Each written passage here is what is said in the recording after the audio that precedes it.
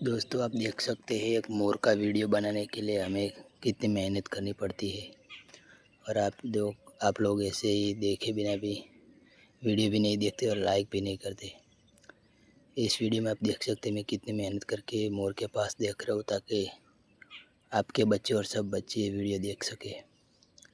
और वीडियो को मोर देखना बहुत पसंद है, तो हम दिखाएंगे आपको कि मोर कैसे कला करते हैं, टैल कैसे फुलाते हैं, वो सब आप इस वीडियो में देख सकते हैं अगर आप लास्ट तक जुड़ेंगे रहेंगे तो। 1 मिनट देखिए आप लोग कैसे यहाँ झाड़ में से जाना पड़ता है दोस्तों।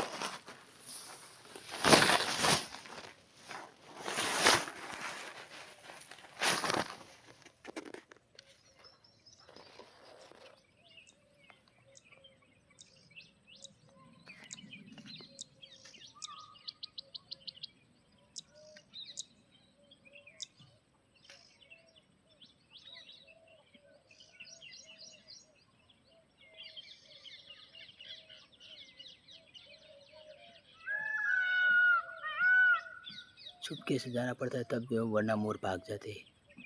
और हमारे पास इतना महंगा फ़ोन नहीं है कि हम को HD जूम